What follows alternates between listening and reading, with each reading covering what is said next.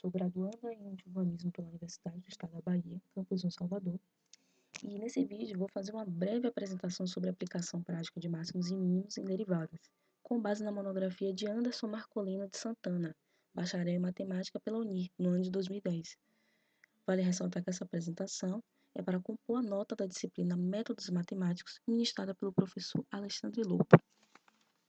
Bom, a apresentação foi dividida da seguinte forma, onde podemos ver derivadas e seus aspectos históricos, a definição, a aplicação da derivada, máximos e mínimos, exemplo prático, o gráfico, a conclusão e as referências utilizadas.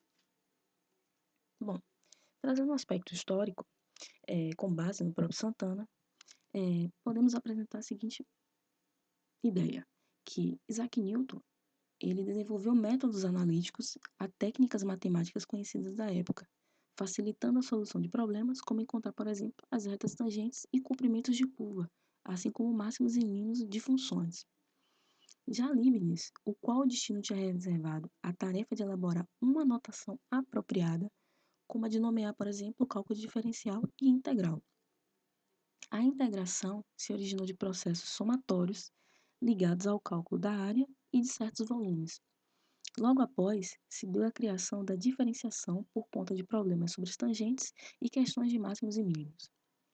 Bom, o aperfeiçoamento dos cálculos se deu por conta de Newton e Leibniz, que fundamentaram os cálculos como diferencial e integral. A questão de derivadas está intimamente ligada às retas tangentes à curva, os pontos tomados e suas implicações com máximos e mínimos. O interesse por tangentes à curva reapareceu no século XVII, como parte do desenvolvimento da geometria analítica.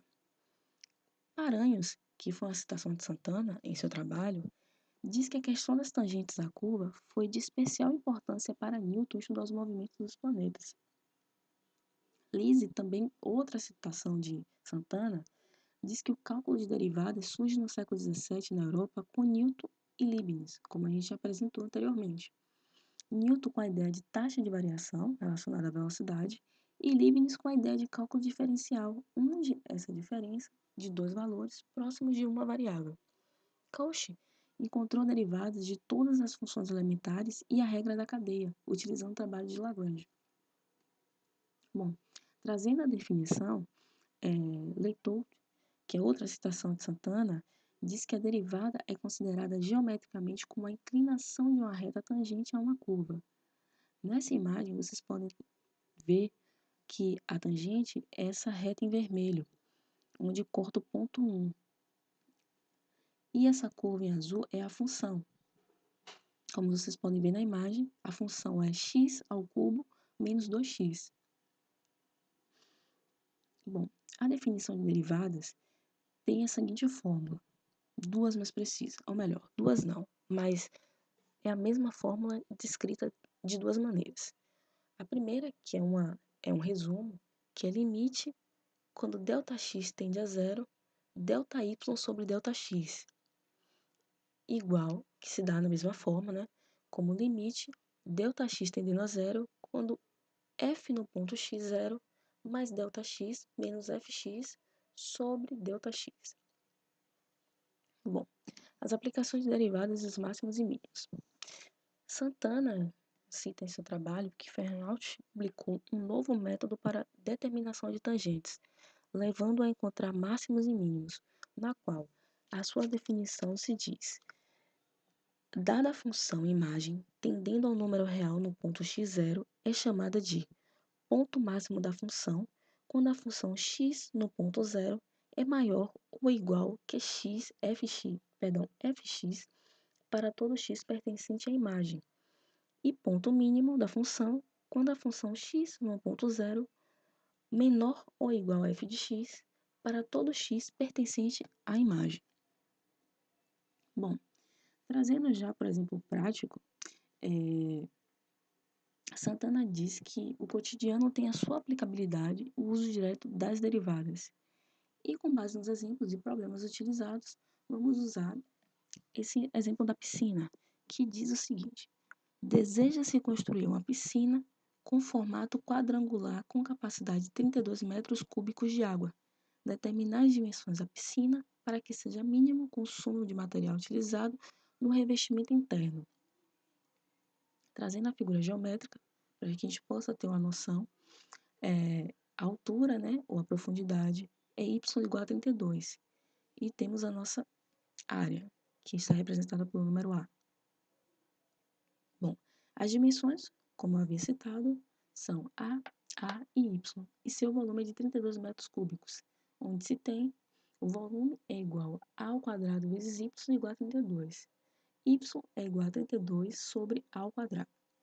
A área total do revestimento da piscina de base quadrangular é A igual a 4 vezes A vezes Y mais A ao quadrado, pois se sabe que a área total de um prisma de base quadrangular fechado é A igual a 4 vezes A vezes Y mais 2 vezes A ao quadrado.